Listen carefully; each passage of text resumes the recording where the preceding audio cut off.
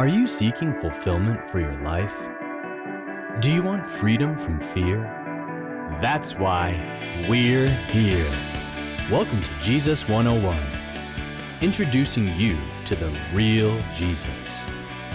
And now, here's your host, Elizabeth Talbot. Welcome, everyone. We're so happy you have joined us for this ongoing series, Believing the Unseen. And like in the other episodes, we have a wonderful guest, Pastor Manuel. How are you, Manny? I'm doing excellent. So happy to be here. I'm excited about this study. Oh, yes. This particular one has touched me personally. And I want to tell you a story to start. Is that okay with you? Absolutely. Well, when I was a little girl, I was 4 years old, I was in kindergarten. They gave us a bird that we had to glue together, put the wings on. And did you ever do that? I never did. Oh, well, we're going to have to get you a bird one of these days. Let's But, do that. I went back to the classroom and I had done it wrong. And the teacher said, "I'm sorry, your wings are in the wrong place."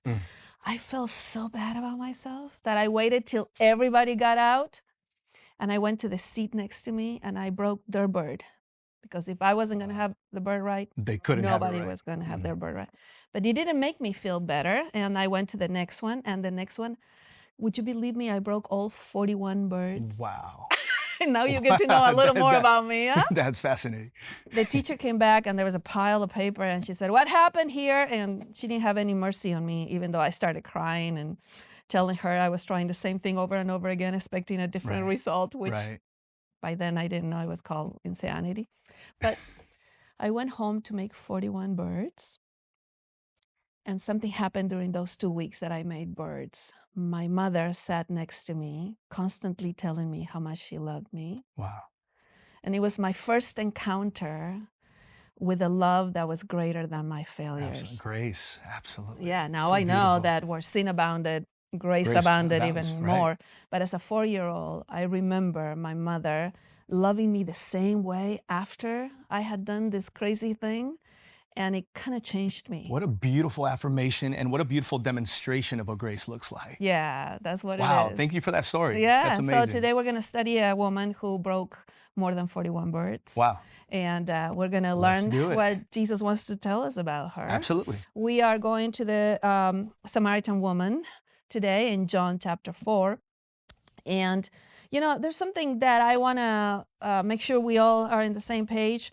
You know how John writes all the stories in 2 levels? Right. Don't you love that? Right. The level that meets your eye, and then the second level, which is the one you enter when you believe Absolutely. in Jesus. And then you have a dialogue between the 2 levels in every single story in the We Gospel see of that consistently throughout the entire Gospel of John. the entire Gospel. amazing. So it's Yeah. important to remember this because we're going to have it a lot in this particular. And once you see it, you cannot unsee it. Absolutely. Because and it's important because what we see with our eyes is the reality we have in front of us. But there's another reality that is more profound and more real Absolutely. when you believe in Jesus. Yeah. And it's important because, when I look at myself, I don't know how I could ever be saved. But when I look at Jesus, I don't know I'd how I be could ever lost. lost. Oh, Beautiful. I love that. Okay, let's get started. Yes. John chapter 4 is where we start with the Samaritan woman. And before we get into it, perhaps we need to tell our audience some things about the Samaritan woman. Okay. What things do you know about the Samaritan woman? We know she's nameless. Oh, yeah. We don't have a name. Yeah. We know she's an outcast. We know Yes. she's been divorced 5 times. Yes. We And know, we know all that from the story. Right. Yeah, yeah. Absolutely. And, As a Samaritan, she's rejected. She is on the fringes of society, considered almost subhuman by some. Yes, Yeah. yeah. Not just because she was a woman, but because she was a Samaritan. Samaritan. Absolutely. Okay, so 4 things I want to highlight. We are here in chapter 4, verse 4. It says that Jesus had to pass through Samaria. Right. And I love that had, Right. because the had is not related to not being a road, because the Jews had created roads around Samaria, it. so no Jew ever had to go through Samaria. There was a purpose. There was a There was purpose. a He had to meet purpose. this woman who had broken more than Correct. 41 birds. Oh, I Wow. love it. And we just are getting started. So, 4 things about this woman. She's filled with shame because she comes at midday. She's trying to remain invisible. That's by the the time point.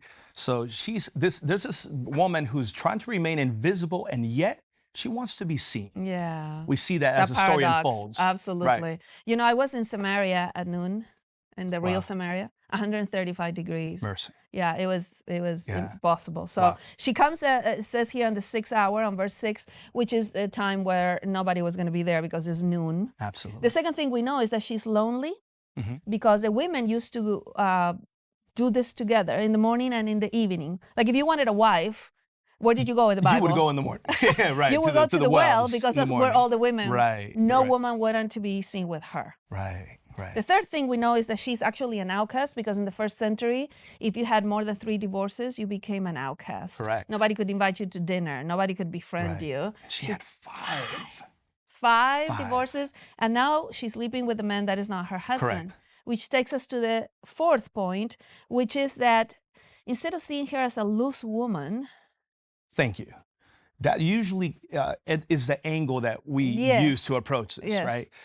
The Bible does not say that Jesus came to save a sinful woman. That's not the angle of the story. In fact, this is not even a story that centers around the stuff that she did. It's all about what Jesus is doing all along. Yes, and and what Manny said is interesting because even though Jesus came to save sinners, that's not the point of this particular story. Right. He comes to a rejected woman because in the first century, only men could give a certificate of divorce. Absolutely. And so every man that ever knew her rejected her and gave her a certificate of divorce. So she had 5 I do's, but he didn't 5 times. Yes, right? correct. 5 times that she was left. 5 times where the man who promised forever did not stay. Yes. And now the 6th man, the 6th man is refusing, we can assume, to give her the status that she deserves. She's the most rejected woman we have in the whole Bible. Right. And now we're going to get into our story and a dialogue with Jesus. But before we do, we're going to pause for a moment and talk about divorce. You will want to check this out. Divorce wasn't going to be a word that I used in my vocabulary. Never planned for divorce, but it happened to me. After 15 years of being married to my first husband, I had to leave that marriage. And now it's easier to talk about it because I've been married to my second husband for 25 years. But divorce is hard. It's one of the most difficult things you could go through in this life. And I believe there is great loss in any divorce, no matter what has happened. And usually at least one of the parties feels very rejected in the process. So it's not an easy thing. And I went through it. And I think of the Samaritan woman, how she could go through something like that 5 times. I can't even imagine feeling rejected by 5 different men who give you a certificate of divorce in a time when a woman couldn't ask for a divorce herself, right? So yeah, divorce is difficult. And the question is always, is there life after divorce? Is there an abundant life after divorce? And this woman came rejected as she was, and she found Jesus, and that's when the whole story changes. And for me, something similar happened because it was through the divorce, through the difficult times, that I gave myself fully to God in a different way. I think that when you lose everything and all you have left is God, that's when you realize that God is more than enough. And like the Samaritan woman, I found a very profound relationship with Jesus that not only gave me abundant life, but also gave me my calling, gave me my purpose. I wanted to tell everybody about the fact that I had found somebody that loved me unconditionally.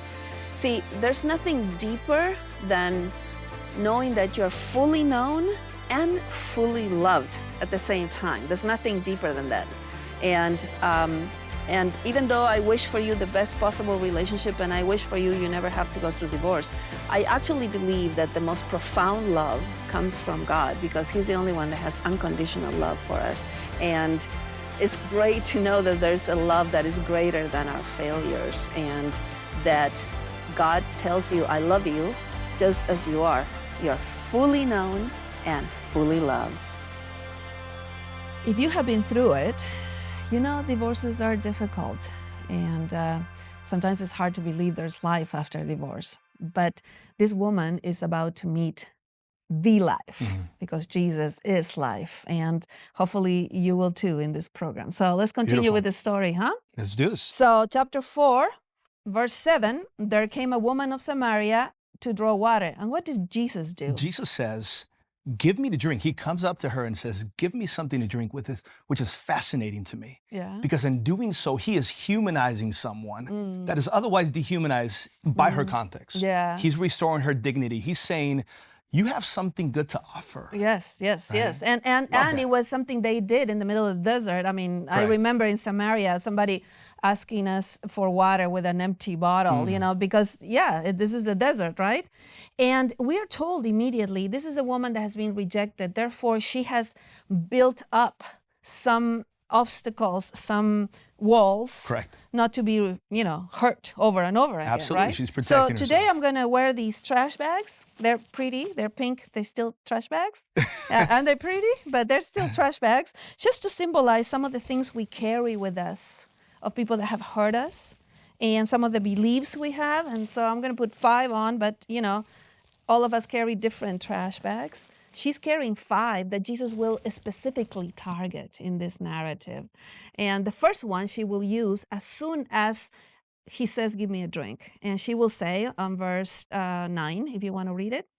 So Jesus says, give me a drink. And then the Samaritan woman says to him, how is it that you, a Jew, ask me for a drink? A woman of Samaria. Yes. And so this is the first thing, we're going to call it prejudice. Right. Some of us have worn the prejudice. Maybe somebody had said to us, you are darker, you have an accent, Right. you're a woman, Right. in my case. And maybe she believed that she was less and that Jesus really shouldn't be talking Because to her. that was a narrative of the time that would have deemed her as less than. Exactly. Absolutely. So, Yeah. but Jesus, instead of answering the prejudice, because, this is not a language that heaven speaks. And I love so then Jesus starts talking to her about this other water that he has come to give her. Right. And so Jesus answers in verse 10. Go ahead. Jesus answered her, if you knew the gift of God and who it is saying to you, give me a drink, you would have asked him and he would have given you living water. He said, give me a drink, the 2 levels. And he says, but I have another. There's something deeper. Yes. And it's interesting because this is one of the places, Paul does this a lot, but Jesus is the only time here that he says it is a gift. It's not love that. something Yes. you earn. Right. This is the only time we have Jesus in the Gospel of John Explicitly saying this is free, it's a gift, Yes. it's something you can get just by asking me. Absolutely. Yes. And so and I love how intentional he's being about that language. absolutely. And then she pulls another obstacle. Poor thing, she's starting to feel vulnerable. Remember that every man that ever knew her rejected her. Correct. And this is a man who is getting a little close. And so she's putting some obstacles. Right. Yeah. Little did she know, he was the 7th man. Yeah. Right? There had been 5. The And a 6th 6th, one, yeah. he was the 7th man. I like it. Yeah. The 7th man, we could call it that way, Yeah. this whole narrative. Verse 11 and 12. The woman said to him, sir, you have nothing to draw water with, and the well is deep. Where are you going to get this living water from? Are you greater than our father Jacob? He gave us his well and drank from it himself, and so did his sons and livestock. So the second trash bag is the religious superiority or the hierarchy. Right. When people say, what's your last name? Are you important in this church? Some people have been treated less because they were not important. Right. This woman says, are you greater than our father Jacob? Man, sometimes I imagine being in the place of Jesus, right? Excuse me? Right. What did Do you you ask have me? any idea who you're Do you talking have to? any idea? I'm the Right. great I am. I'm the I'm the God God of of- Abraham, yeah. Isaac, and Jacob. Jesus right. doesn't speak like that. Right. Instead, he Right. keeps offering this gift.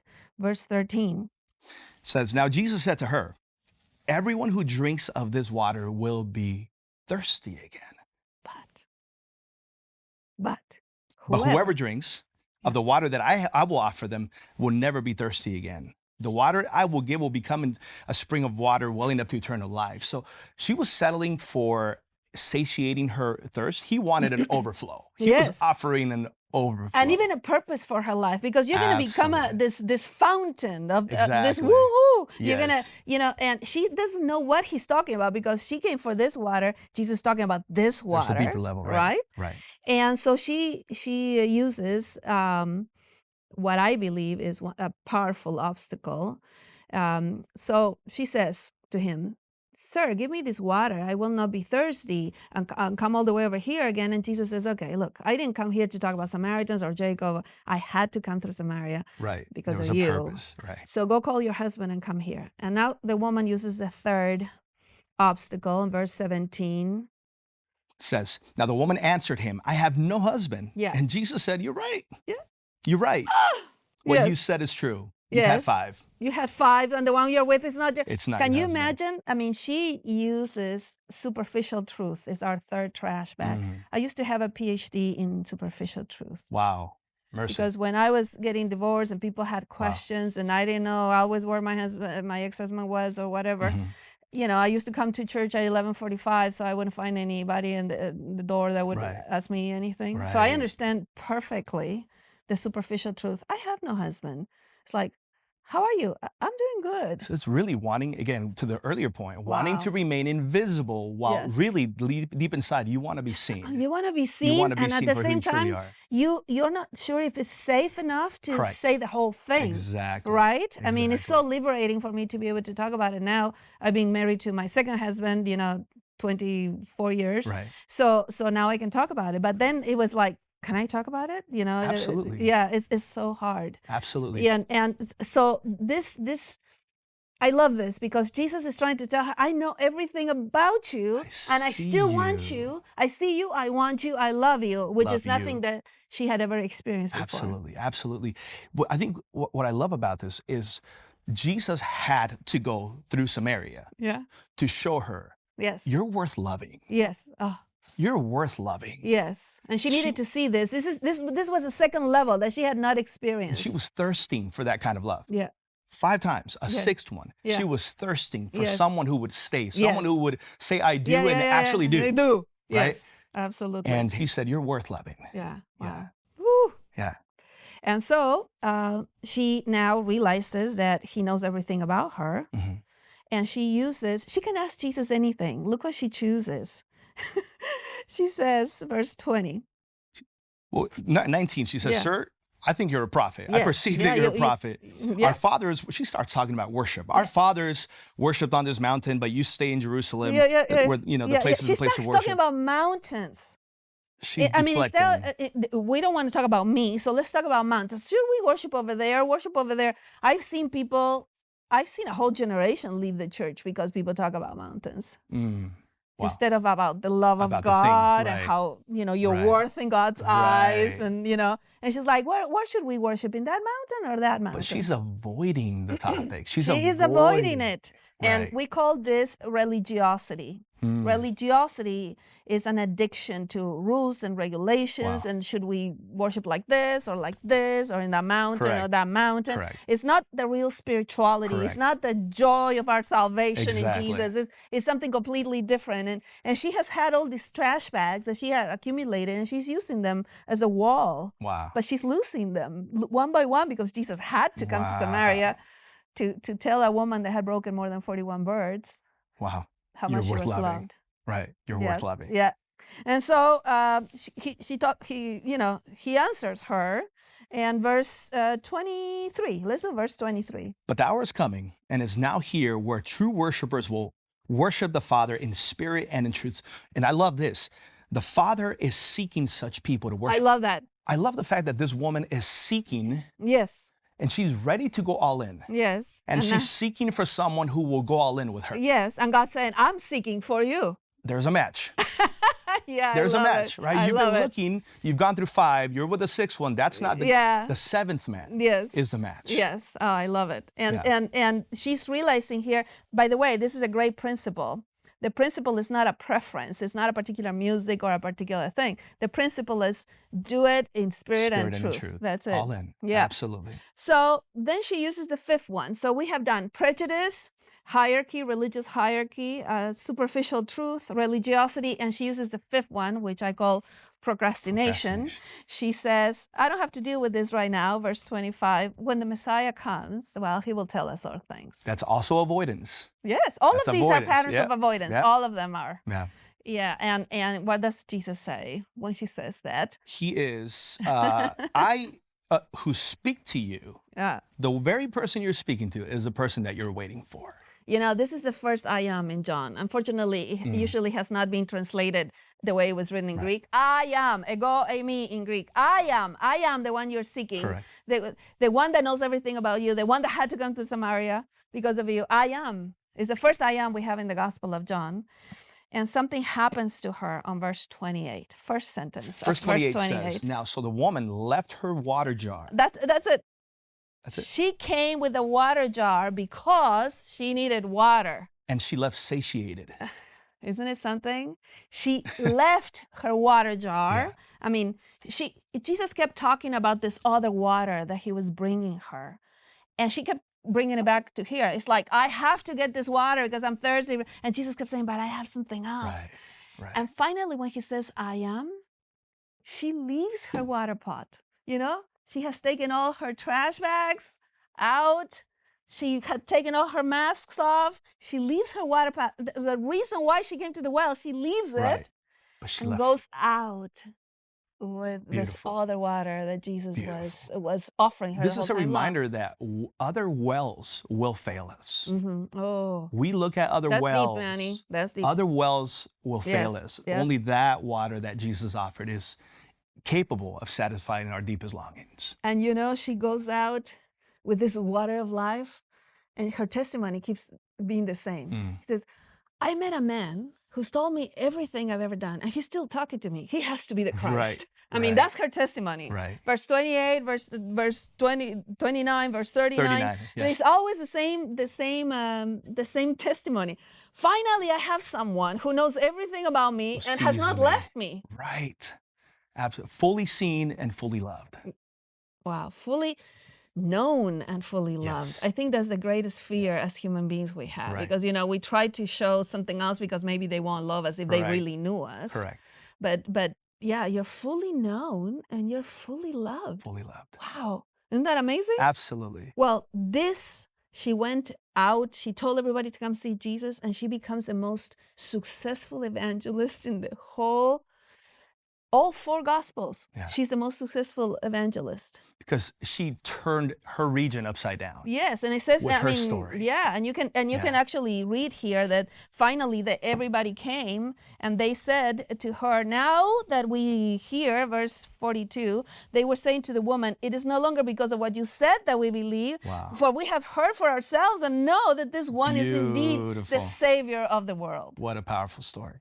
What a powerful ending. I want to tell you something that I believe with all my heart, that the gospel is this exact exchange that Jesus offers us, you know, because, you know, we came with this because we have this, but we need it and we keep searching for it. Correct. And Jesus says, no, that's this upper level. I have this other. Something deeper. Yes. And I want to give it to you as a gift. And I love the fact that Jesus is aware of what we're actually longing for. Exactly. Oh, wow. Beautiful. And now, you know, I want to explain the gospel in this exchange. You know, it's Isaiah 53 that we call the proto gospel, because it's one of the first times we realize this is going to be an exchange, right?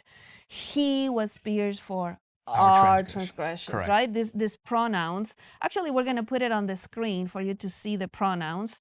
And look at it. We have underlined it. It goes like this. He was pierced for our transgressions. You can read the next sentence. He was crushed for our iniquities. And the punishment that brought us peace was upon him. And by his wounds, we are healed. Yeah, because we all like sheep have gone astray. Each of us has turned to his own way. And the Lord has laid on him the iniquity of us all. This exchange is so beautiful. And now we're going to put another slide on the screen with blanks so that we read it with our name. Let's make it personal. Yeah, I like this incarnational reading, you know? Absolutely. Because this is what the gospel is. You leave your water pot and you go out with something that wasn't yours, but that was given to you as a gift. By grace, absolutely. Right. So let's do the second slide. Okay. So you will see that there's a blank. When you repeat it aloud in your house with us, just put your name in it and repeat it with us. Are you ready? Yeah, and you got to say your name, Manny. Don't say Elizabeth, okay? Because you're Manny and I'm Elizabeth, okay? I'm going to say, absolutely. All right, let's go. But he was pierced for Elizabeth's transgressions. He was crushed for Manuel's iniquities. The punishment that brought Manuel peace was upon him, and by his wounds, Elizabeth is healed. Isn't that powerful? It's amazing. Yes, it's powerful. Thank you so much for being with us, Manny. What a joy. Yeah, what a story. It's a great story. But before you go, I want to remind you what your identity is, in case you forgot your name. Show me my identity. Oh my goodness, look at this. See, it's because John, who wrote this story, didn't even want to say his name. He wanted to be known for being the beloved. There's a joke in the academic world that says that he had to wait till all the disciples were dead to write this gospel. so that he could say, I'm the beloved of the Lord, because if not, everybody was going to say. Elizabeth, imagine how our life would be if we actually walked with this confidence, in this truth, that we are truly the beloved of God. Instead of saying, I'm the divorced one. Correct. I'm the abused one. Right. I am the one that everything was wrong, and then I'm the one that had bankruptcy. I'm the one that didn't. I'm the beloved. This is my identity, and he gives it to me. There's nothing I can do to lose this. Wow. Thank you for being with us. Honored to be here. So I want to remind you of this exchange. It's so important. We play a game here in the United States, and maybe in other countries too, where people come to the party with a gift and then they exchange. We play in Christmas sometimes. It's very important to see the gospel this way. We walked into the party with death, because that's what we have, because the wages of sin is death. Jesus walked into the party with eternal life, and we exchanged. And we walked away with eternal life, and he walked away with our death. That's why he died, because that was our punishment. So if you understand what this means, and you know that you were worth the blood of the Son of God, because you are so loved that God refused to go through eternity without you, then it changes everything. And this is something we must come to believe. Believe the unseen. You might look at yourself and say, well, I'm not worth loving. Look at what happened to me, and I went through this and that. But no, the unseen is the second level, and it's much deeper and it's more real. Is that, yes, Jesus had to die for you. He had to go to the cross for you because he loves you that much, and you were worth it to him. So this is so important. So much so that the whole Bible ends with this invitation in Revelation 22 that says, whoever is thirsty, come, and whoever wishes, 22:17. There's no other verse like it in the whole Bible. If you're thirsty, it says, come and take of the water of life without cost. Well, without cost to us, but it cost him his life. And now he gives it to you as a gift. So may you know that you're loved, you're wanted, and you're worth it to God. God bless you.